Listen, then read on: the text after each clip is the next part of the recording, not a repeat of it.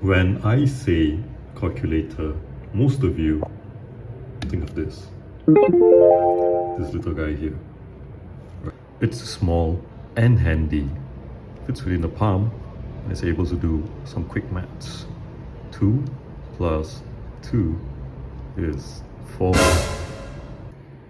This sure is a handy calculator from Canon, but today our focus is on something from Casio. You won't be wrong if you had guessed it to be this Casio, but no, it's not. Today's watch is the Casio CA53W. The watch has a case diameter of roughly 34 millimeters. It comes with a 20 millimeter lug width. It's not like you're going to put it on any aftermarket strap. And also, you should note that the case thickness is, or should I say the thinness of the case is just 8 millimeters at the thickest part. And if you are looking at the lug to lug distance, is just 43 millimeters, so it wears absolutely well on most wrists, be it a guy like me or a guy with a rather thick wrist. This is going to wear really well for you. But do keep in mind that despite it being just 34 millimeters in terms of the case diameter, given the watch has this square shape, or should I say a rectangular case profile, it would actually wear much larger than you expect it to, despite the relatively small case size. In the default setting, the watch features hours, minutes and seconds along with the day of the week, and also has this little indicator here, which I'm not too sure what it represents. Maybe it's the battery life. If you know better, do share. And the watch comes with these two buttons here. One button is pretty obvious, the other one is slightly recessed. The recessed one is the one that you would want to tinker around with should you want to adjust the time or figure out some other settings. So when we press, the first alternate mode is to go into the calculator function that I will fiddle with later. So you click again, it brings you into the alarm function. This is quite cool. It has a alarm function whereby the alarm is not too loud, it just gives you that standard Casio beep beep beep kind of alarm. And then next we have a dual time function. Yes, this watch can display a secondary time zone for you, so it's quite handy if you want to travel with it.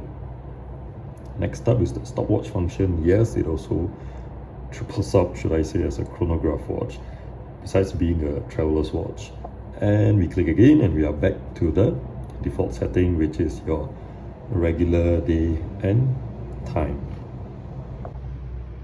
And here is how the watch wears on my roughly 6¼ inch wrist. Do keep in mind, as I had mentioned earlier, that the rectangular case profile of the watch means that it is going to take up substantial real estate on your wrists. However, the watch is extremely light. It's almost as if you're not wearing a watch.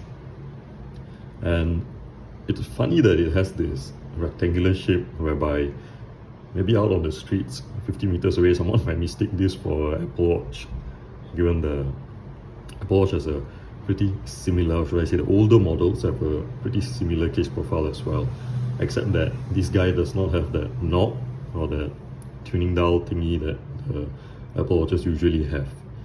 Rather, this guy has that little button at the 3 o'clock position. But overall, it wears really well. It's really thin and comfortable as well on the wrist. And do keep in mind that the rubber strap it comes on is not the best, because there have been cases of people mentioning whereby the strap actually got brittle after some time and broke and gave way. But I believe if you keep wearing it often, the strap should not give way or break up. And yes, one of the major cons for this watch, or should I say the pain points, would be the fact that it has no backlight. So yeah, it has a negative display, but yeah, you see there, when you move your wrist like maybe a few degrees off the plane of the table, boom, it's gone. You can't see stuff. All you see is the buttons, and that's it. So in terms of visibility, I feel that Casio could have done a slightly better job. While it is cool to have a negative display on a watch, as it does give you that, you know, that spy watch or that stealth feel, but ultimately I believe you wear a watch to tell the time, not to, you know, fiddle with your wrist in public or anywhere else for that matter, just to figure out the time. But in this case, the visibility in the watch and the lack of a backlight is a bit of a bummer, but not to worry. I will definitely share with you some other watches, or should I say other watches in the same lineup, in the same functionality, that offer you the backlight function, or they come with a regular display whereby the numerals are in black digits on a, should I say, a grayscale background. However, if we are able to look beyond those flaws like the backlight, or should I say the lack of a backlight, and the negative display, which only happens to occur in this particular model if I'm not wrong, or the others which are in this series, and also perhaps the lack of a date, right? The lack of a date complication.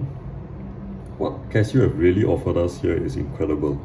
Like, for 30 bucks, you get a calculator watch, which functions as a calculator, given that you can actually fiddle around with the tiny buttons and get your numbers right.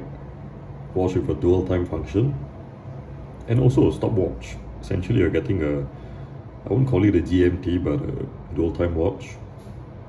You're getting a chronograph, and also you're getting a calculator watch. This is not a data bank. This is not one of those Casio DBC series, which are the data bank models. This is not that, but this watch at a price point of roughly $30, right? If you're talking about Sing dollars, I remember picking this one up for actually lesser than 30, maybe it was like 20 something, because it was on sale. So if you're able to pick up something that can give a smartwatch, like an actual smartwatch, a run for its money at maybe, what, 10% of the cost, then Casio have actually delivered immense value when it comes to this watch. So if you are still keen to pick this up, not this one, but something along these lines, you should just head over to one of the links in the description and check it out for yourself, because no one else is going to give you a smartwatch for 20 bucks or more. With that, I think today's video comes to a close. Do let me know anything you want to share, and also any suggestions you have for the next upcoming videos. Apologies for last week, there was no video. I got a bit tied down with some other things, but hopefully there will be weekly, or at least videos every other week in the weeks to come.